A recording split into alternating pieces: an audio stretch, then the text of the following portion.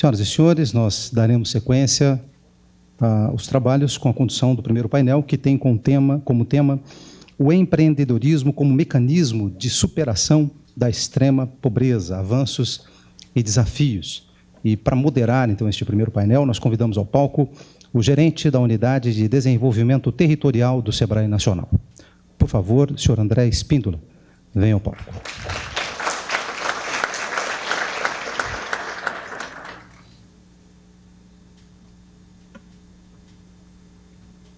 O moderador, o senhor tem a palavra.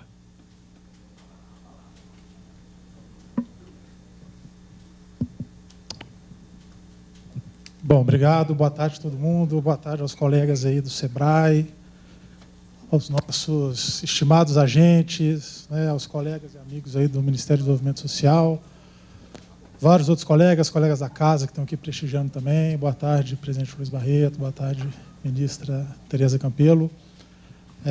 Sem maiores delongas, a gente começa aqui o painel. Eu passo a palavra para o presidente Luiz Barreto. A gente vai ter cerca de 20, 25 minutos, né, para cada um. O senhor fala primeiro, a ministra fala na sequência e a gente se encaminha aqui para o deslinde desse painel. Obrigado.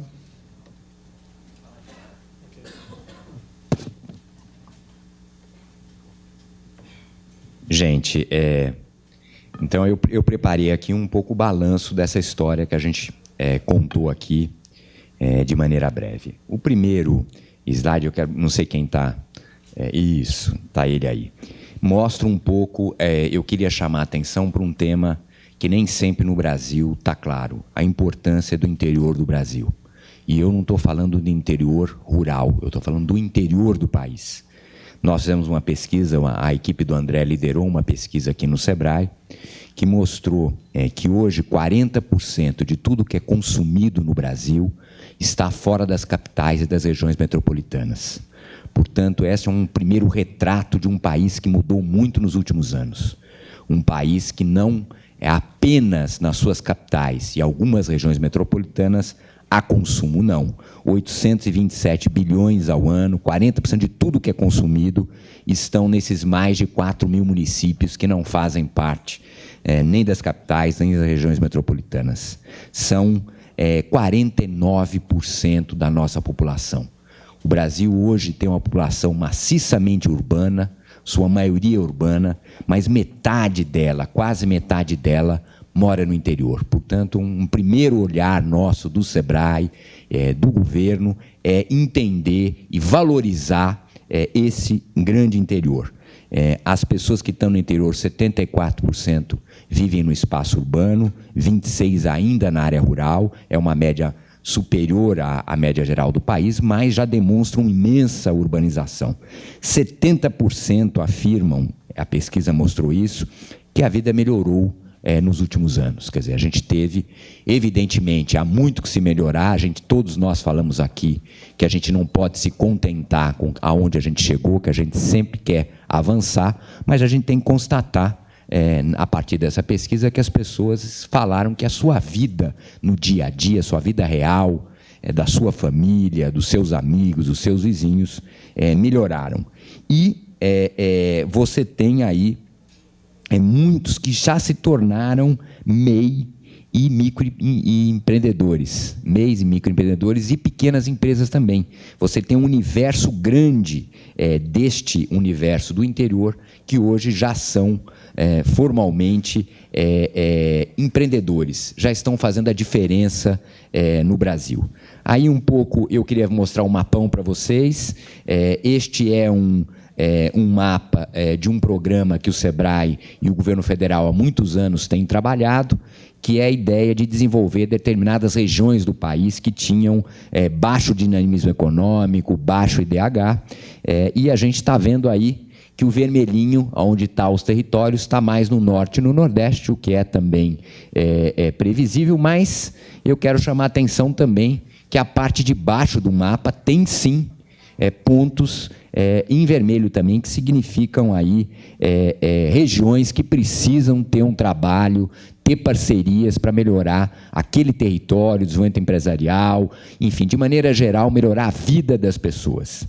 Então, a gente fez, o nosso resumo do nosso trabalho sempre é um atendimento continuado, não basta ir uma vez e voltar, tem que ter uma relação continuada, melhorando a gestão desses negócios, dando informação, se comunicando. Eu gosto muito de um conceito que a ministra Tereza Campelo fala sempre, nós adotamos aqui, que é a busca ativa. E os agentes que estão aqui sabem disso. A gente não pode ficar só parado na sede do SEBRAE ou na sede de um parceiro esperando aquele empreendedor nos procurar ou aquela pessoa que precisa de uma ajuda nos procurar. Nós precisamos ter um conceito de buscar, de nos mobilizar, nós e os nossos parceiros, nessa busca ativa para enfrentar esses problemas que a gente tem enfrentado. E você, olhando o mapão aí, está vendo que distância não é o problema. A região amazônica é uma região difícil, de todo o norte do país, e isso não foi impeditivo para a gente trabalhar fortemente nessa região também, melhorando o ambiente de negócios e com um instrumento que o Nelson, da Secretaria da Micro e Pequena Empresa, falou aqui, a Lei Geral da Micro e Pequena Empresa. Esse é um eixo fundamental, a lei criada pelo presidente Lula no final do ano de 2006, portanto, não é tão velha assim, e ela produziu a figura do microempreendedor individual, a questão do simples, agora a universalização, e ela é um eixo de trabalho nos territórios para o SEBRAE. Quer dizer, nós estamos aí, nós ainda temos um grande desafio de mais da metade dos municípios brasileiros ainda não tem a regulamentação e efetivação da Lei Geral da Micro e Pequena Empresa. E isso é um desafio para o SEBRAE, para todos aqueles que acreditam no empreendedorismo como uma forma de superar as dificuldades, gerar renda, gerar emprego. E é isso um pouco que a gente está fazendo, trabalhando para que essas regiões criem mercados locais, se desenvolvam localmente, melhorem seus territórios, tanto no espaço urbano como no espaço rural. E aqui há um ponto importante, e os agentes trabalham muito isso, vou destacar um ponto da Lei Geral que eu considero importante, que é o tema das compras governamentais.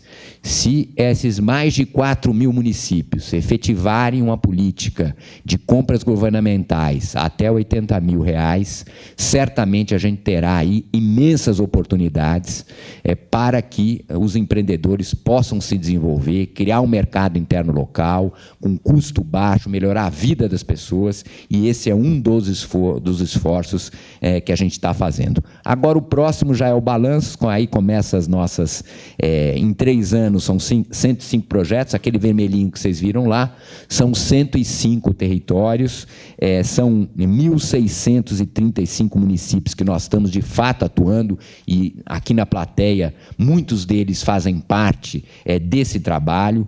São mais de 1 milhão, quase 1,5 milhão de pequenos negócios formais que existem nesta região, e a gente conseguiu atender quase 700 mil desses empreendimentos nesses 3 anos. Quer dizer, é um esforço grande da gente, ainda falta a gente atender a totalidade, mas nós estamos fazendo um esforço grande. Hoje, 684 mil empreendedores desses territórios já tiveram atendimento do SEBRAE, e a gente realizou, o número é maior agora, porque a gente realizou numa única empresa mais de um atendimento. Portanto, 1 milhão, quase 1.700.000 atendimentos, o que significa que a gente atendeu muitas vezes o mesmo empreendedor, mais de uma vez, 2, 3 vezes, que esse é o trabalho que eu acho que tem continuidade, e a Jurema é a expressão disso. Quer dizer, as demandas vão mudando, a maturidade do negócio vai mudando,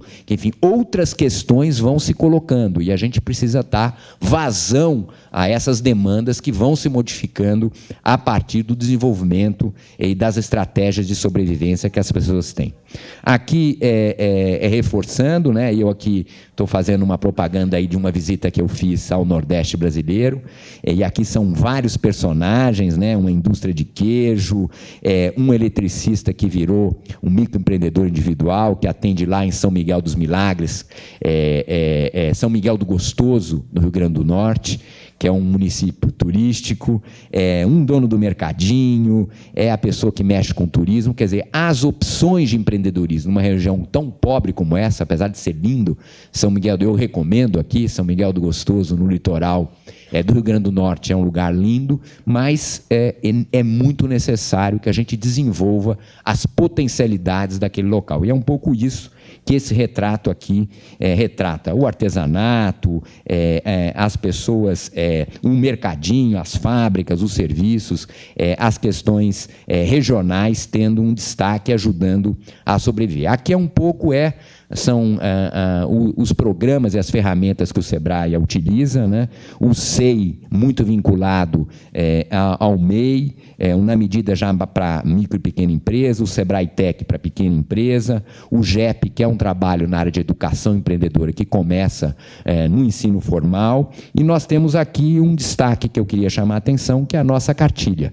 Ela está aí, ela foi muito importante para tirar um pouco aqueles boatos que tinham sempre, que a Bolsa Família vai acabar, que o fato de ter uma atividade profissional ou ser empreendedora ia acabar, que a vida ia piorar, portanto, a formalização não era um benefício, e a gente produziu essa cartilha e distribuiu imensamente ela, e eu considero ela exitosa. Hoje, menos gente tem medo de se formalizar e medo de ter seu próprio. E o Negócio é um Negócio, que é um programa de 3 visitas que a gente faz e que é o responsável pelo maior atendimento desse programa nosso aqui. E agora, mudando um pouco daquele mapão do interior do Brasil e falando só do interior, eu queria falar agora das regiões metropolitanas, das comunidades. Então, vejam, uma perna do trabalho é o interior, com tudo que ele tem de potencial e importância para o Brasil, seja perto ou longe, e, de outro lado, a perna das regiões metropolitanas e nas comunidades que fazem parte dessas regiões metropolitanas. Aí também tem uma parceria grande, a gente começou no Rio de Janeiro e hoje está em vários estados. Havia um grande grau de informalidade, e aqui todo mundo sabe, eu vou falar o óbvio, de uma não presença do Estado. O Estado estava ausente dessas comunidades, não tinha Estado nos seus mínimos detalhes. O Estado, às vezes, nem entrava nesses locais. Então, a organização disso, a entrada, a melhoria dos serviços públicos, as relações totalmente informais e, ao mesmo tempo, uma economia que se aquecia. Porque lembre-se o que a ministra falou, nos últimos 10 anos, a renda do brasileiro melhorou. Então, comunidades que geravam renda, mas não se organizavam para usufruir daquela renda local que elas mesmas estavam produzindo. Então, por que não produzir no morro? Por que não produzir na comunidade? Então, muita gente que trabalhava longe, que às vezes ficava 1h30, 2 horas para ir, 2 para voltar, quase metade do dia num ônibus, ou num trem, ou no metrô. Por que ele não podia trabalhar na sua própria comunidade, já que havia consumidores e havia oportunidades de negócio ali na sua comunidade? E esse é um esforço que a gente tem feito, muito forte, e aqui está um pouco o que a gente faz. Ele é um trabalho de diagnóstico, evidentemente, de sensibilização. Esse é outro tema importante. Como a gente ganha as pessoas, né? A gente usa essa expressão no Brasil. Como é que a gente ganha as pessoas? A experiência aqui de Sergipe foi muito bacana. Como é que o nosso amigo ganhou os jovens? Como é que ele fez para que a gente tivesse um envolvimento da comunidade num projeto tão bacana que foi esse vídeo que a gente assistiu aqui? Então, tem que ter uma sensibilização, uma busca ativa permanente para que a gente lide diferente. Eu, às vezes, falar mal do que eu vou falar, todo mundo fala, mas eu, às vezes, falo mal dos bancos em geral, porque os bancos têm uma linguagem, muitas vezes, que não entende que os clientes são diferentes, que ele precisa ter quando fala de microcrédito, de crédito assistido e desses programas, ele precisa estar mais próximo, ele precisa entender com quem ele está dialogando.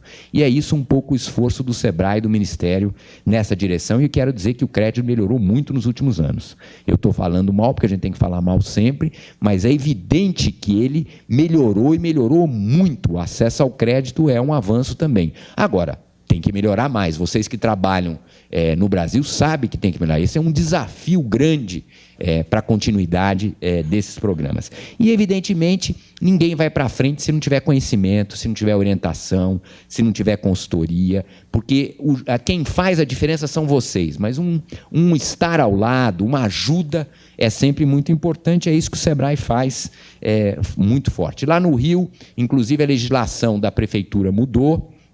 Isso é outra coisa importante, quer dizer, a agenda municipal se conectou com a agenda do MEI, a agenda das comunidades. Nós temos a experiência da empresa Bacana no Rio de Janeiro, que desburocratiza a abertura de empresas nesses territórios. Portanto, esse é um exemplo que vários municípios podem adotar de como é possível dar um tratamento diferenciado para o MEI nas suas localidades. Eu não posso tratar uma loja no Leblon do mesmo jeito que eu trato uma loja no Dona Marta. Eu tenho que encontrar mecanismos diferenciados para poder dar vazão a esse empreendedorismo latente, criativo, que existe nessas regiões. Portanto, mais uma vez, aqui tem várias experiências, um pet shop, eu só trago isso para ilustrar a diversidade que é aí de trabalhos. Tem a velha Lan House aí, que está, né, Carla, sumindo ainda, porque todo mundo tem acesso hoje ao computador e ao celular, quer dizer, a Lan House teve um papel importante, hoje já não tem mais, e todos os outros tipos de negócios, e mesmo para mostrar que eles são feitos nas casas das pessoas, são feitos ali na própria comunidade, num quartinho e tal, e eles dão um resultado, e tem a ver, um pet shop numa comunidade é uma coisa que a gente certamente não via há muitos anos atrás, e que demonstra que as pessoas, primeiro, têm os mesmos hábitos culturais que todo mundo, o que faltava era renda e oportunidade, e aqui tem também a coisa que mais cresceu, aqui no caso é um homem cortando o cabelo, mas o que cresceu de cabeleireira, de manicure e de as pessoas se cuidando mais, que é um desejo de todo mundo. Os homens também estão se cuidando mais, também não são só as mulheres, mas esse é um fenômeno que tem a ver também com o aumento de renda da coisa. Aqui está um pouco o balanço desse trabalho do SEBRAE nas comunidades. É evidente que o Rio de Janeiro ele é mais forte, porque ele tem mais tempo, são 37 mil empreendedores atendidos em 18 comunidades. Santa Catarina, a gente já tem quase 1.500 empreendedores atendidos lá em Santa Catarina, no Maranhão também quase 1.500, em Sergipe, que é o exemplo aqui, tem 1.500 empreendedores, Minas Gerais com 2.000, então são quase 50 mil empreendedores atendidos nessas comunidades. Eu acho que os números são pequenos, e por isso que eu disse na minha fala inicial que eu quero aumentar muito esses números em 2015. Acho que a gente tem uma avenida pela frente, e a gente tem que ocupar essa avenida, e tem disposição, tem tecnologia, como disse a ministra. Hoje o Brasil sabe trabalhar, tem programas, e a gente tem todas as condições de, num próximo balanço, mostrar números muito mais fortes, não só no interior do Brasil, mas nas comunidades e nas regiões metropolitanas. Aqui está um pouco o retrato da gente fazendo aí um trabalho. O SEBRAE vai lá, o negócio do buscativo é isso, a gente se implementa na comunidade, se relaciona, faz as rodadas de crédito, faz as orientações empresariais, cria festivais, feiras que possibilitam esse trabalho, e nós estamos muito animados com isso, e aí chegamos na bola aqui, passando a bola para a ministra Tereza Campelo. Eu quero dizer que tanto o presidente Lula como a presidenta Dilma botaram, sim, no centro da política brasileira, reconhecido por todos, não é uma questão individual de eu pensar ou não pensar, isso é uma agenda que o Brasil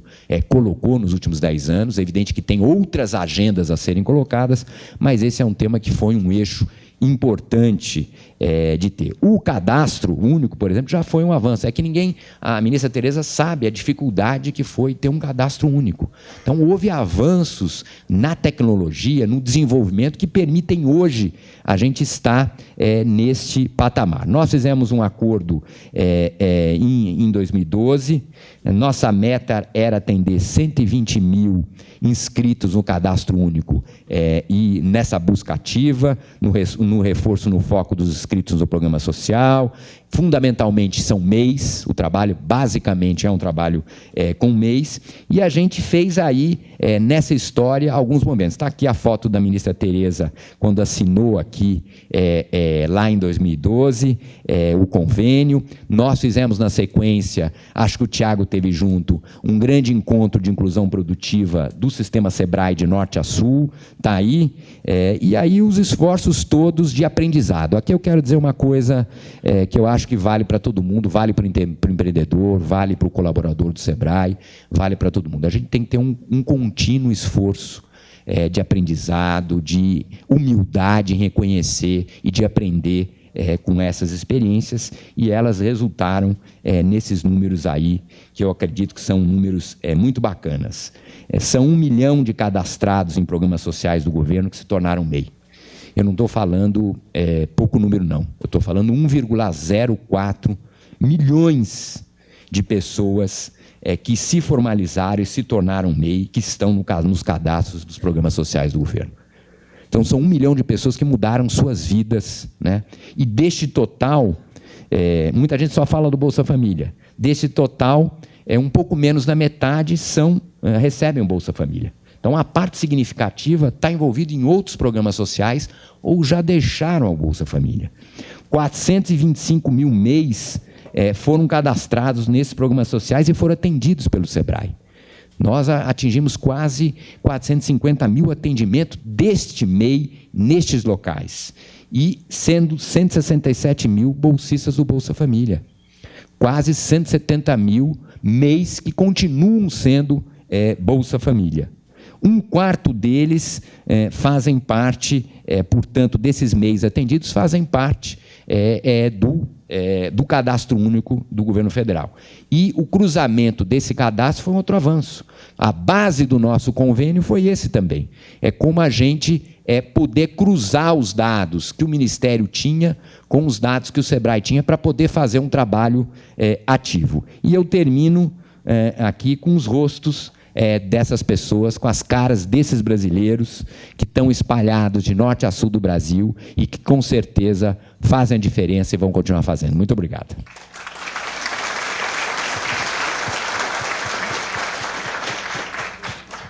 Presidente, obrigado. 20 minutos no prego, 20, quase, falta 15 segundos para 20. Perfeito.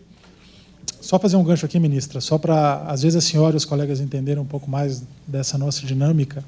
Territórios da Cidadania escancarou portas para o SEBRAE, e a gente chegou em mais de quase 1.700 municípios, uma dificuldade logística realmente extrema, mas esse pessoal que está aqui enfrentou. Quem aqui é do interior? Quem são os agentes aí que não são das capitais? E olha o tanto de gente que está aqui, que está no interior, que para vir para cá, pega um ônibus, pega um carro, pega estrada de terra.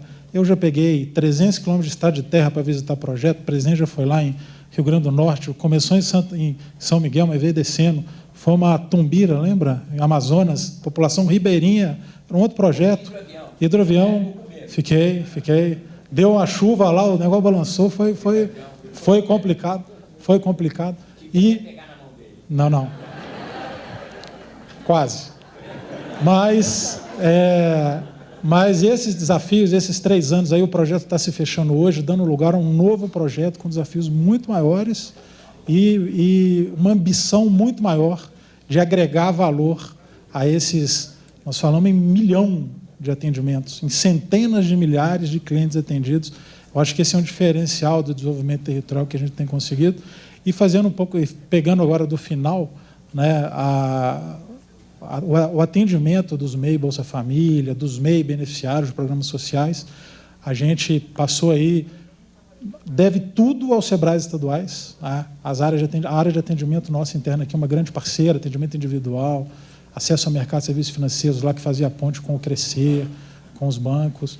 Então, eu queria só reforçar que nada disso a gente fez sozinho. O Ministério do Desenvolvimento Social direto, o Miller, né, o Tiago esteve com a gente várias vezes, a gente ajustando, tentando, vai para lá, vai para cá, enfim, mas eu creio que a gente conseguiu aí alcançar números bem robustos.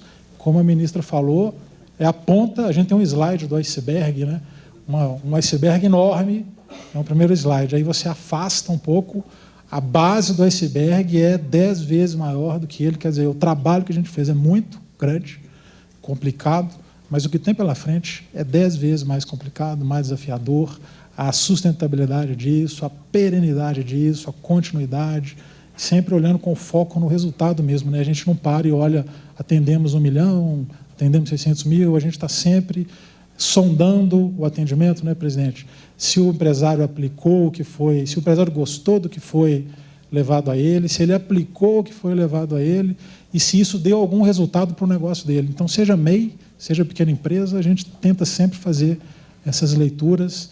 Eu acho que a gente está num caminho aí realmente muito instigante e isso é fruto do trabalho de todas essas pessoas aqui. Ministra, a senhora tem 20 a 25 minutos, quer falar daqui ou quer falar dali? Ok.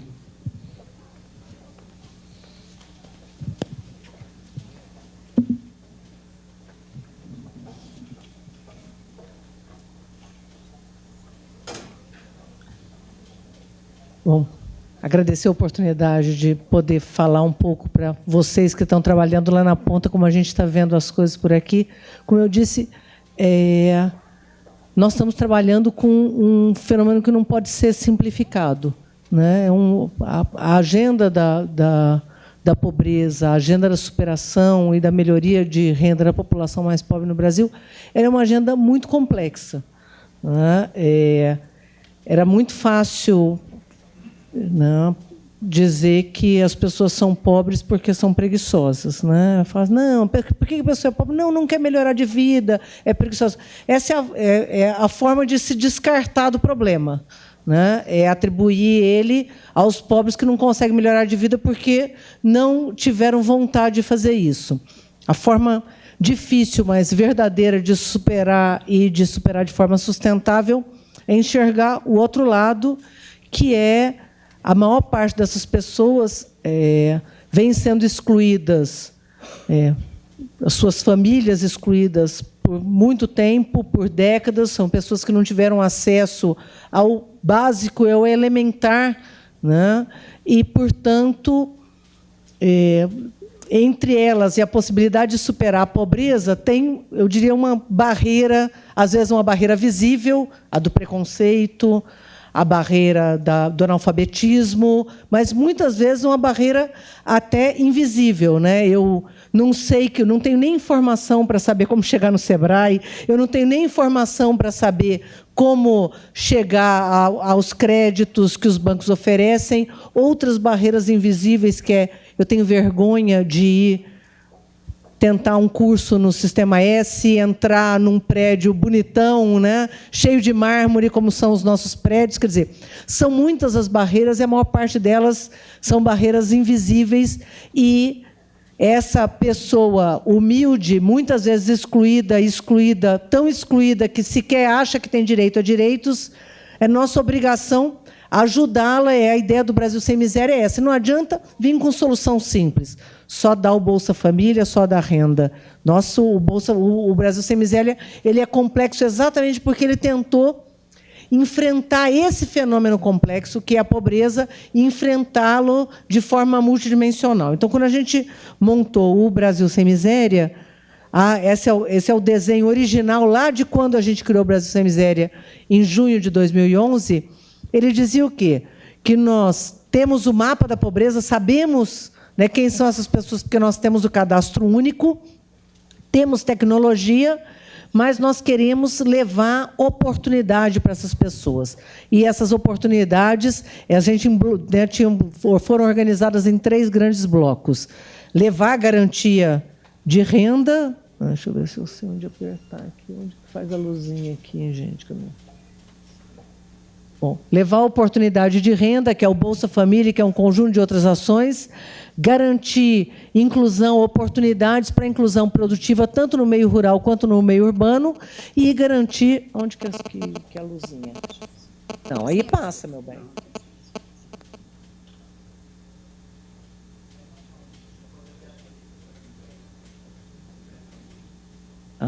Então, garantir acesso a oportunidades, que é a inclusão produtiva urbana e rural, e acesso a serviços públicos, porque essas pessoas têm direito a atendimento à saúde. Muitas vezes, a exclusão, até para a inclusão econômica, se dá por falta de acesso a serviços públicos, né? A gente sempre cita um exemplo da pessoa que quer, por exemplo, ser uma área que hoje é carente no Brasil, que falta pedreiro, falta gente na construção civil toda no Brasil. Uma pessoa com problema sério de saúde não consegue carteira assinada de jeito nenhum, porque ninguém vai botar para trabalhar de sol a sol alguém com problema de coração, por exemplo. Então, não ter óculos limita o acesso econômico das pessoas, né? Um conjunto de outras para trabalhar só com a área de saúde, imagina na área de educação e tantas outras. Então, quer dizer, é com esses 3 blocos que a gente elevaria a renda das pessoas, mas também garantiria que elas tivessem melhoria de vida do ponto de vista global. Eu vou falar de um só desses aspectos, que é a inclusão produtiva, porque os outros todos não cabem aqui, como a ação é muito grande e eu tenho só meus 20 minutinhos aqui para falar. Então, qual que é a nossa ideia na inclusão produtiva urbana, que é a nossa grande parceria com o SEBRAE? É garantir que essa população urbana cadastrada, portanto, nós não estamos olhando só para o Bolsa Família, tenha acesso a um conjunto de oportunidades. Essa população, tem muita gente que fala assim, são 50 milhões, vocês sabem que são 50 milhões de pessoas no Bolsa Família. Metade não trabalha. Tem menos de 18 anos de idade, 42% tem menos de 14 anos de idade, não trabalha. Felizmente, nós tiramos essas crianças do trabalho, porque nós queremos que elas estudem, e é isso que vai garantir que o Brasil seja melhor. Os adultos, que são a outra metade, trabalham muito. 75% dos beneficiários do Bolsa Família em idade ativa, aqui está o trabalho, mas são população economicamente ativa. Ou trabalham ou estão procurando trabalho. Né? Ou seja, a gente tem esse público em linha, uma coisa que, em geral, as pessoas não sabem, falar, está no Bolsa Família, está encostado. Né? Não, o Bolsa Família é um complemento da renda dessas famílias. Essas famílias trabalham, os adultos trabalham e estão em linha com os outros adultos que não são beneficiários do Bolsa Família, que, em média, a população economicamente ativa também está em torno de 75%. Portanto, não é verdade que são preguiçosos, é verdade que trabalham muito, mas, mesmo trabalhando muito, não conseguem ter renda suficiente para garantir uma vida digna para a sua família. Por quê? Porque não tiveram acesso a essas oportunidades, não estudaram, não tiveram acesso à qualificação profissional, não tiveram acesso a bens e serviços, água, por exemplo, no meio rural, que nós estamos levando cisterna, e um conjunto de outras coisas que nós estamos tentando suprir em parceria, ajudá-las, e uma das estratégias é a da inclusão produtiva urbana, a gente está com dois grandes eixos de trabalho. Um é melhorar a empregabilidade, ou seja, acesso a empregos de melhor qualidade. E o outro é o empreendedorismo. Né? Então, são 2 grandes blocos. Né? Sair da extrema pobreza e está incluído do ponto de vista produtivo. De um lado, tem todo um esforço de melhorar a condição para acessar empregos, que tem a ver com o Pronatec, com um conjunto de outras ações de intermediação de mão de obra. Por exemplo, tem muita gente que já é qualificada, mas não tem acesso a informações de onde poderia estar se empregando de forma mais qualificada. E um outro bloco, que é o que a gente vai olhar mais hoje, é o do microempreendedor individual, com o microcrédito produtivo orientado e as ações de economia popular e solidária para garantir essa ação de inclusão econômica. Falar rapidamente do Pronatec, que é uma coisa que as pessoas, em geral, ouvem muito falar, mas não sabem. No Pronatec, quando criou o Pronatec, a gente tentou suprir 3 grandes deficiências que existiam na qualificação profissional no Brasil. A primeira delas é que não existia oferta de cursos suficiente no país. A segunda é que a demanda não estava organizada. Certo? Então, você tinha muita gente querendo fazer curso de qualificação profissional, mas poucos conseguiam chegar, mesmo nos cursos que existiam. E a terceira, que era o que mais afetava a população pobre no Brasil, era a falta de acesso. Ou seja, as pessoas não conseguiam pagar cursos de alta qualidade, como são os cursos que são oferecidos pelo Sistema S. O Pronatec tentou atingir essas 3 questões: ampliar a oferta de cursos, organizar a demanda, que é uma das coisas que nós estamos fazendo, que é com a população de baixa renda, como chegar nessa população de baixa renda, e o governo federal está pagando os cursos. Isso, especialmente, é importante para a população pobre. Cada curso desses que a gente paga de formação continuada, dos cursos FIC, que são cursos aí de, em média, 200 horas, custa R$ 2.000 por aluno, para ter uma ideia de que certamente um pai de família ou uma mãe de família não conseguiria ter R$2.000 para melhorar e se qualificar. Então, é isso que nós estamos fazendo com o Pronatec. O Pronatec hoje, graças a essa ação articulada, a gente chega nos bairros mais pobres, orientando essa população, explicando aonde vão ser feitos os cursos, captando também informações do que tipos de curso que eles querem fazer, e nós conseguimos a vitória de já ter levado para a sala de aula 1.400.000 pessoas de baixa renda no Brasil, que nunca tinham tido oportunidade, a maior parte delas trabalhando de dia, estudando de noite, porque o perfil, né, são quase 3.500 municípios com matrículas realizadas, 618 tipos de cursos diferentes, de costureira, costureira industrial, auxiliar de cozinha, vários cursos na área de turismo, camareira, né, vários cursos que acabam chegando para empreendedores ou trabalhadores, como eletricista, como é toda a área da construção civil, e cursos que antes sequer se imaginava que a gente ia ofertar no Brasil, que tem muito a ver com a mudança do perfil do povo brasileiro, como é o caso de cuidador de idoso. Nós estamos formando pessoas de baixa renda, muitas vezes um idoso, hoje de classe média, que cresceu muito a classe média no Brasil, não precisa de um enfermeiro, ele precisa de uma companhia, ele precisa de alguém que tenha noção básica de como está lidando com esse idoso, está fazendo companhia, saindo para passear, cuidando dessa pessoa, ajudando na alimentação. E nós estamos formando milhares e milhares de pessoas como cuidador de idoso, cuidador de criança e outros 618 tipos de curso.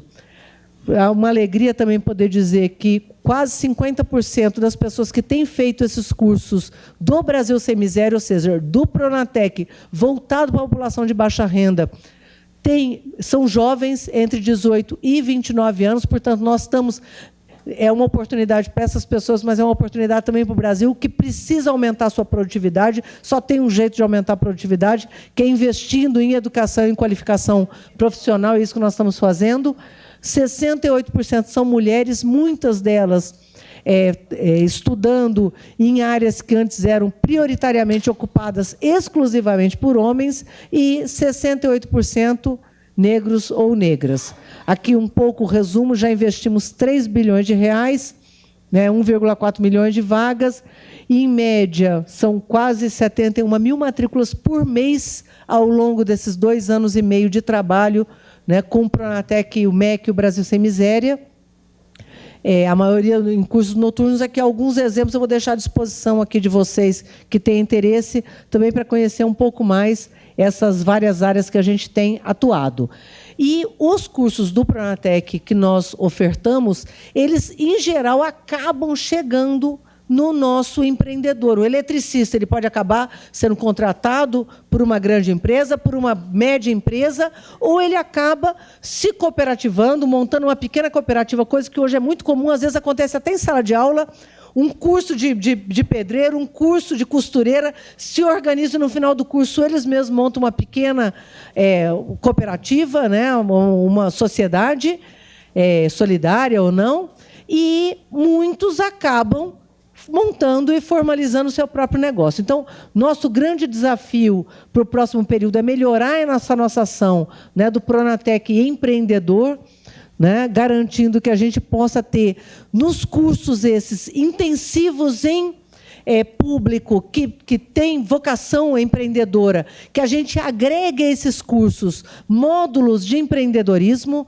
né? Então, vai fazer o curso de eletricista, que a gente possa ter, nesse curso de eletricista, também noções básicas de empreendedorismo, para que ele saia do curso, né, com condições não só de melhorar o seu negócio, muitos já têm o seu pequeno negócio, está fazendo o curso, inclusive, para se certificar, né, tem um certificado do Senai, tem um certificado do Senai que muda a qualidade, né, muda a condição dele, inclusive, de vender o seu trabalho, mas que a gente possa estar montando toda uma estratégia de que esses cursos intensivos empreendedores possam ter esses módulos voltados para empreendedorismo. Então, a gente já vem trabalhando, né, Luiz Barreto, na capacidade desses nossos instrutores com essas unidades temáticas de empreendedorismo, a gente já vem aumentando o número de horas ofertadas. Então, tem aqui um conjunto de ações que a gente vem desempenhando em parceria com o SEBRAE, né, e com os nossos ofertantes, para que a gente melhore essa nossa atuação, porque tem uma vocação enorme, principalmente no Pronatec, articulado para esse público de baixa renda, para o empreendedorismo. E muitas dessas pessoas acabam sendo bons profissionais e não conseguem evoluir no seu negócio por falta dessa ferramenta de gestão do seu próprio negócio. Então, essa eu acho que é uma das questões que a gente tem pela frente, não só um grande desafio, mas temos que nos organizar, porque eu acho que essa é a nova etapa que a gente tem que trabalhar junto e melhorar. Então, aqui algumas das ações que a gente vem trabalhando já são 15 ações que a gente vem trabalhando no Pronatec Empreendedor, tipos de ações, né? Então, desde ações no meio rural, bovinocultura, cabeleireiro, cuidador de idoso, eletricista, fruticultor, toda essa área de agricultura orgânica, que tem aumentado muito, manicure e pedicure, toda essa área de beleza, montador e reparador de computadores, motorista de transporte escolar, promotor de vendas, pedreiro de alvenaria, pintor de obras, salgadeiro, técnico de agroindústria, técnico em informática, que são esses 15, e certamente eu acho que montando essa curva de aprendizagem a gente vai poder avançar ainda mais. Então, essa é a parceria que já está estabelecida, é um orgulho para a gente poder estar trabalhando com o SEBRAE, com toda a sua expertise e empreendedorismo. Certamente a gente não ia conseguir estar trabalhando com essa capilaridade se a gente não contasse com o SEBRAE, não só a parceria nacional, mas com o SEBRAE em todos os estados. Então, acho que é um orgulho muito grande e uma parceria muito profícua. Aqui, rapidamente falando de uma ação que é casada com as ações de empreendedorismo, que é o microcrédito produtivo orientado, chamado agora de Crescer. A gente se espelhou para montar o Crescer nas ações super bem-sucedidas do BNB no Nordeste, que já tinha toda uma experiência excepcional de chegar na população mais pobre, muito com essa ideia de busca ativa, né? Agora, o BNB, inclusive, trabalha com moto, indo para o meio rural. Então, quer dizer, tem uma ideia de ir aonde o empreendedor está, e a gente acabou se espelhando nela com a ideia de que não é crédito para consumo. Nós estamos falando de crédito para o empreendedor, crédito pequeno. A gente tem conseguido agora ampliar as parcerias com o Banco do Brasil, Caixa e Basa, também seguindo o caminho já percorrido pelo BNB.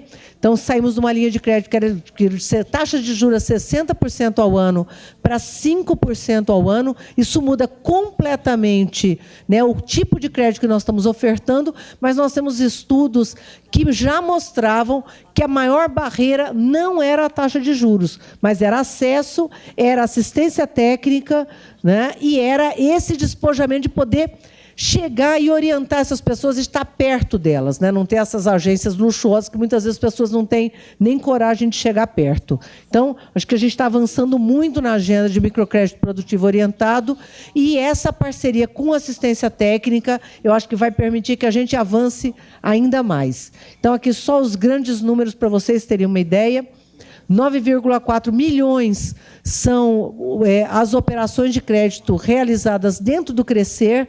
Dentro do Crescer, metade disso, 4,7 milhões, foram operações de créditos ofertadas dentro do cadastro único, ou seja, metade do Crescer está chegando na população de baixa renda no Brasil, e desses, 34% das operações foram realizadas com o público do Bolsa Família. Isso é pouquíssimo conhecido.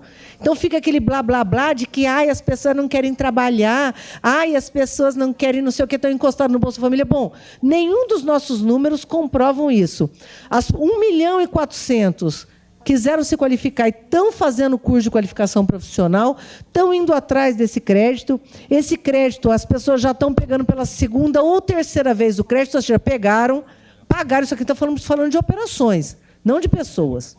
Pegaram, pagaram de novo, pagaram, já estão na terceira operação. Então, essa eu acho que é uma vitória e uma prova de que a população, certo, é pobre no Brasil, é empreendedora, trabalhadora e quer melhorar de vida e estava só esperando essas oportunidades. E agora, falando aqui do nosso MEI, a nossa parceria, é uma alegria mostrar que esse é um slide que vocês conhecem, são os mesmos números que o Luiz Barreto apresentou. A gente mostra isso em tudo quanto é lugar, mas é pouco divulgado e pouco conhecido, assim como quase praticamente não foi divulgado que o Brasil saiu do mapa da fome. Nós estamos há 50 anos no mapa da fome, saímos do mapa da fome, não saiu em nenhum lugar. Só a Carta Capital que deu esse final de semana essa notícia. Também quase ninguém fala que dos nossos 4.400.000 empreendedores, né, quase 10% são do Bolsa Família, aí 1 milhão são do Cadastro Único, a maioria mulheres, assim como a Jurema, 55% são mulheres, quase 70% negros ou negras e jovens. Portanto, nós estamos chegando aonde a gente devia chegar, que era um Brasil profundo, que precisa de oportunidades, e nós estamos conseguindo levar essas oportunidades, olha, a maioria no Nordeste. E aqui eu queria rapidamente dar 2 exemplos nessa ideia de para onde temos que ir, porque eu acho que a ideia hoje é fazer um balanço, ser transparente, mostrar nossos números, mas também nos desafiar para continuar andando e evoluindo. Acho que tem 2 experiências diferentes aqui, a título de exemplo, porque são milhares de experiências no Brasil. Acho que essa parceria com o SEBRAE, com os estados e com os municípios, ela é estratégica, a gente não consegue, aqui de Brasília, avançar. Nós temos uma experiência muito bem-sucedida na Bahia, que priorizou, dentro das ações do Brasil Sem Miséria, as ações de inclusão produtiva urbana. E, no caso da Bahia, eu acho que o exemplo é um exemplo bacana que a gente destacou pelo seguinte: o governo da Bahia optou, os estados têm feito parcerias diferentes. Tem estado, por exemplo, que está complementando a renda do Bolsa Família. No caso da Bahia, eles optaram por ter uma verba de fomento para o empreendedor. Certo? Então, distribuíram para o empreendedor, por exemplo, que trabalha com vendas, carrinho, pipoqueiro, o pessoal que faz tapioca na rua, para, né, novos carrinhos, né, bem... não só bonitinhos, como com evoluções tecnológicas que permitem, né, não só mais higiene, mas mais eficiência, menos fumaça e assim por diante. Eu acho que essa é uma parceria importante quando a gente for pensar no futuro. Essa experiência aqui de Brasília, eu acho que é uma experiência... Bom, nesse caso aqui também com... eu esqueci de comentar, mas também com apoio não só de crédito, como de assistência técnica, que é estratégica e fundamental para que essa ação de empreendedorismo seja sustentável, né? E aqui no caso de Brasília, que não é um caso típico de empreendedorismo, mas nos chamou a atenção que essa fábrica social, que eu, eventualmente, quem tiver oportunidade, eu recomendo muito, onde o governo aqui do DF está aliando qualificação profissional, treinando parte do pessoal que está sendo treinado. São pessoas realmente muito pobres, que saíram do lixão da estrutural.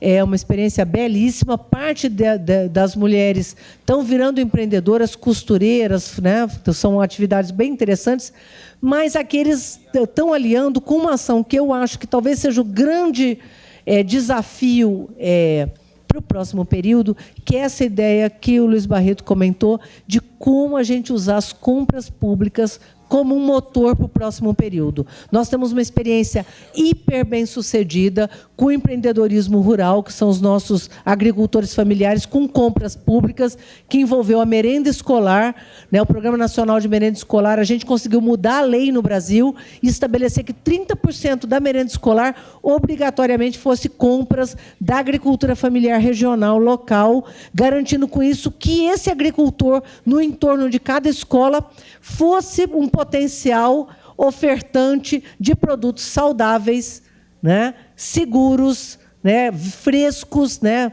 verdura, frutas, leguminosas para as nossas crianças. O programa de aquisição de alimentos. E agora nós estamos numa nova fase, que nós estamos migrando para aqui. Quartéis, restaurantes universitários, hospitais, passem a comprar também da agricultura familiar. Mudamos a legislação e garantimos, e agora nós estamos com todo um trabalho de difusão. Já tem vários, como tivemos no mês passado, a primeira compra do Exército Brasileiro, das Forças Armadas, da agricultura familiar. Então, parte daquilo que é comprado. Imagina o que se tem de compra de quartel no Brasil de comida. Então, eles fizeram a primeira compra da agricultura familiar, os primeiros hospitais federais estão comprando também, e eu acho que a gente tem que se espelhar nessa experiência para garantir que a gente também possa comprar uniforme, comprar o que se usa, né, nas nossas cozinhas, avental, pano de prato, quer dizer, tudo que se compra e se gasta no setor público, que é também ofertado por nossos microempreendedores, e que a gente possa passar para essa nossa nova fase usando a compra pública como motor de desenvolvimento. Aqui nós listamos, o último slide, um conjunto de principais desafios, né, que é o aperfeiçoamento da assistência técnica, que eu acho que nós já avançamos muito, né, com esse cruzamento que existe de mais moderno em tecnologias sociais. Nós temos um cadastro gigantesco, usando esse cadastro para poder melhorar a chegada nos microempreendedores, diagnóstico e proposição de soluções para esses negócios individualizados. Então, do ponto de vista macro, de grandes ações, eu acho que a gente já avançou. Agora, nós estamos com tentar organizar e customizar algumas ações diferenciadas para chegar nesse empreendedor de forma mais individualizada. Garantir esse avanço, como o Luiz Barreto falou, para planos de negócio com visitas regulares, identificação de arranjos produtivos e potenciais territoriais, que é o que a gente vem fazendo com o Território e Cidadania, vinculação dos agentes de assistência técnica com comunidades beneficiárias, metodologia de busca ativa para que a gente chegue no nosso empreendedor, aquele mais invisível, né? Estruturação de políticas de fomento para microempreendedores, a exemplo, como eu comentei, da Bahia, e criação de cursos de gestão, aí não horas aula dentro dos cursos que a gente já está ofertando, mas cursos dentro do Pronatec que sejam de gestão para esses nossos empreendedores.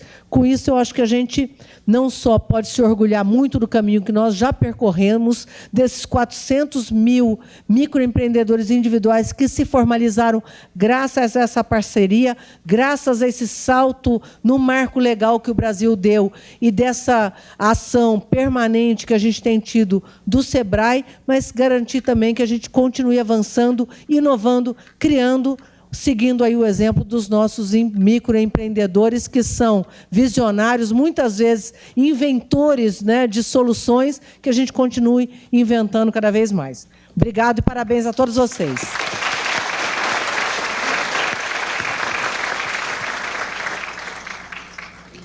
Ministra, perfeito. 25 minutos e 5 segundos, cravado. Pessoal, para a gente se encaminhar para o final aqui, só para também trazer uma informação aqui, que eu acho que a ministra foi perfeita na abordagem.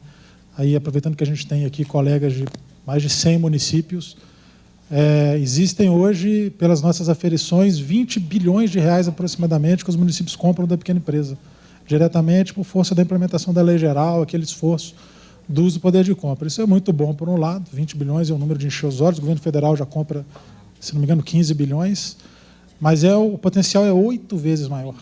Então, a história do caminho a ser percorrido, né? Mas as portas já estão escancaradas, o marco legal já está aí, e assim por diante. Então, para a gente se encaminhar para o final, ministra, presidente, eu vou fazer uma pergunta para cada, só para a gente... Primeiro para... Não, tranquilo. Primeiro, para a ministra, eu acho que a senhora foi muito... A gente ter saído do mapa da insegurança alimentar, da fome, é histórico. Infelizmente, a divulgação ela é sofrível. Acho que é um momento que a gente está, enfim. Mas a senhora vê alguma interseção entre a superação da insegurança alimentar e a inclusão produtiva, agricultura familiar, todos esses esforços que estão acontecendo? A gente pode dizer que esses esforços, não estou nem dizendo da nossa parceria, estou dizendo mais amplo, a inclusão produtiva urbana, rural, como elas contribuíram para essa vitória do Brasil nesse contexto de segurança alimentar? Que bom que a pergunta foi essa. Ótima. Olha só, ao contrário de outros países, tem países no mundo que têm fome e nem tem como produzir. Pegar ali o chifre da África, por exemplo, você pega uma região inóspita, né, onde a terra é ruim, o clima é terrível e a população é muito pobre e plantando não dá. Não é o caso do Brasil. O Brasil nunca teve problema em produzir comida.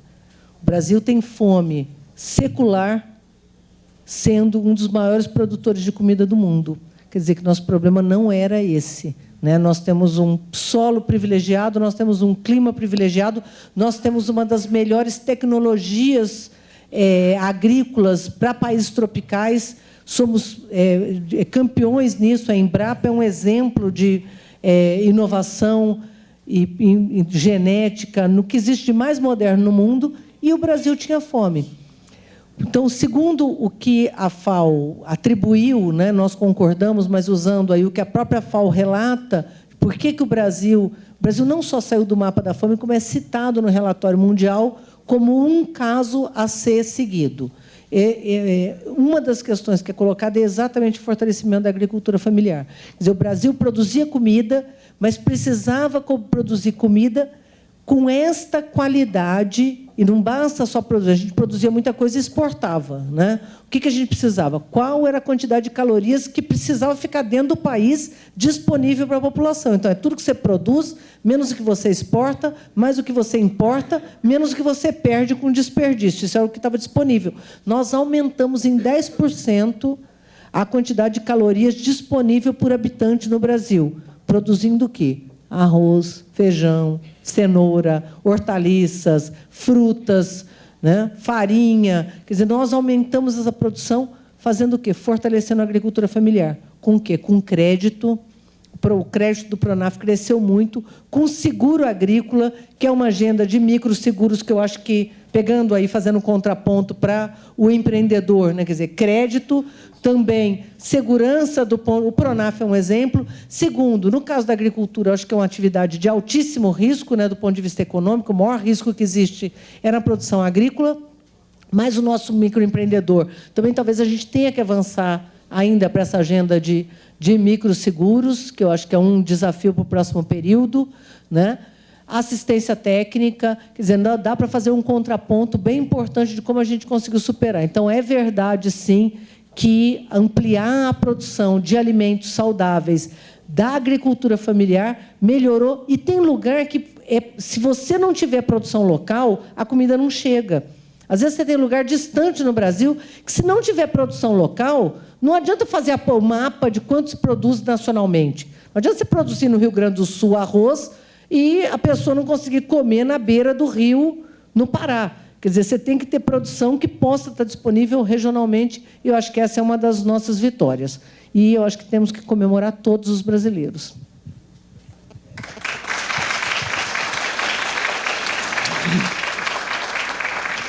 Presidente, a sua cedeu... Não, eu acho que, pela competência, vai tirar de letra.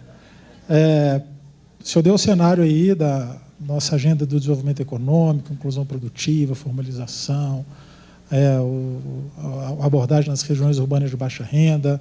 Até a gente estava dizendo que a situação é tão diferenciada hoje, está difícil para nós chamar um projeto de favelas de região urbana de baixa renda, já que tem mais de 60% daqueles habitantes são já de classe C, né? O dinheiro circula, oportunidade de negócio, mas, enfim, que carências existem, elas existem, a gente tem que trabalhar e correr atrás. Mas como é a agenda do SEBRAE daqui para frente? Como é que o senhor vê a agenda do SEBRAE para dar continuidade a esses desafios, aquilo que você acabou falando um pouco no início, mas como é que é a agenda do SEBRAE nos próximos passos? Olha, gente, acho que são desafios importantes, um conjunto deles foram ditos aqui. Eu queria chamar a atenção para alguns deles. No caso do Pronatec, nós estamos formulando com o MEC um Pronatec que está sendo brincando 2.0, que não é esse primeiro, onde a gente oferta nos cursos regulares matérias obrigatórias de empreendedorismo, hoje em 15 cursos e vai aumentar, mas o SEBRAE ofertando diretamente para a MEI. Então, este é um desafio que está sendo elaborado com o MEC, nós estamos trabalhando fortemente, a gente espera assinar esse convênio ainda no próximo mês, E isso vai significar que a gente vai dar sustentabilidade num daqueles eixos que a ministra falou, que é o atendimento mais individualizado e direto na veia. Não é só ofertar nos cursos regulares, mas é também ofertar cursos de empreendedorismo mesmo, que mexam com gestão, com capacitação, com vendas, com comercialização, com tudo aquilo que faz o empreendedor ter sucesso. Não só conteúdos, mas atitudes também. Então, esse acho que é um caminho que veio para ficar e ele é fundamental para que a gente não dê um passo para trás. A gente formalizou 4.400.000 brasileiros que acreditaram em nós e a gente precisa e tem um dever não só de formalizar outros, mas dar sustentabilidade e assistência técnica a esses que já formalizaram e que têm o direito de ter cada vez mais uma atenção forte do SEBRAE. Um segundo aspecto que eu disse aqui, eu olho para a Carla do Rio de Janeiro, é um pouco o desafio de entrar nas regiões metropolitanas. Eu acho que esse é um tema muito importante. As cidades estão ficando cada dia mais difíceis. Eu brinquei outro dia com o Edival quando fui a Salvador, a semana passada, depois eu fui para Aracaju. Não tem nenhuma cidade brasileira mais que a mobilidade seja razoável. Então, se você não tiver uma política de criação de territórios naquela cidade que possam usufruir, já que a renda, André falou que tem renda, o problema não é ter renda, é como é que a gente ajuda a criar naqueles espaços comunitários, naquelas favelas, naquelas comunidades, espaços de negócio, de gente qualificada e de gente que compra o próprio serviço. Ele não tem que descer o morro para ter cliente, ele tem cliente no morro, e nós precisamos trabalhar isso, e isso não é simples, porque também não basta abrir um negócio, ele tem que ser competitivo. Ele tem que ser competitivo, ele tem que olhar o que está acontecendo nos outros lugares, ele tem que ter inovação, ele tem que ter mecanismos de entrada na internet, enfim, tudo aquilo que a gente deseja para um pequeno empresário urbano, maduro e bem-sucedido, a gente quer também fazer esse trabalho nas comunidades. Então, a gente tem um desafio de prosseguir nosso trabalho no meio rural, eu chamei meio rural, não, errei, no interior do país, e aqui tem muitos representantes no interior, forçar isso. O Brasil hoje é um Brasil de norte a sul, não é o Brasil do centro-sul, hoje é um Brasil com uma agenda nacional e nós temos que reforçar essa agenda nacional e vocês têm um papel importante e, ao mesmo tempo, pensar Manaus, Belém, qualquer cidade brasileira tem desafios metropolitanos enormes e eu acho que o SEBRAE pode, junto com outros, aqui eu queria ser o mais sincero, quer dizer, nós sozinhos não vamos. Quer dizer, a gente precisa ter parceiros, o MDS, o MDA, os SEBRAEs regionais são fundamentais nisso, mas a gente precisa também uma rede de parceiros muito importantes para a gente poder avançar nisso. Então, trabalho não falta, acho que a gente tem que, a partir desse balanço, se programar para enfrentar esses dilemas que são de outra natureza. Elas são de uma qualidade melhor. Hoje a gente não está mais só preocupado com a quantidade. Nós já atingimos uma quantidade e vamos continuar aumentando, mas o fundamental é ter uma assistência técnica de maior qualidade e poder desenvolver e fazer com que a gente continue crescendo. Eu, lógico, no SEBRAE, acredito que o empreendedorismo é uma das saídas fundamentais para o Brasil continuar crescendo e continuar sendo competitivo. E nós temos um desafio de competitividade, de inovação também nesse setor. Todo mundo fala de competitividade e inovação na grande empresa. Nós somos 99% das empresas brasileiras, quase 1/3 do PIB é produzido pela pequena empresa, pela microempresa e pelo MEI. 1/3, 27% do PIB é produzido aí, e mais de 50% de todos os empregos com carteira assinada são produzidos nesse segmento. Portanto, ele deve ter sempre um olhar e um tratamento diferenciado e um carinho especial, e essa é um pouco a missão do SEBRAE. Muito obrigado. Bom, a gente encerra aqui. Presidente Luiz Barreto, ministra Tereza Campelo, foi uma honra poder participar desse painel com vocês. Pessoal, muito obrigado pela atenção de vocês. Não acabou. A gente tem um outro painel. Não, pessoal, a gente tem um outro painel muito bacana agora. A gente conta com a atenção de vocês, mas já agradeço de antemão aí a atenção de vocês e todo o esforço por vocês estarem aqui. Obrigado e boa tarde. O mestre Cerimônias vai chamar o pessoal agora. Obrigado. Ok. Concluímos assim, então, as atividades deste primeiro painel. Nós agradecemos a presença dos membros deste primeiro painel, convidando-os para que tomem os seus lugares reservados no auditório, por gentileza, a fim de que possamos dar, então, sequência aos trabalhos, conduzindo o segundo painel que terá como tema a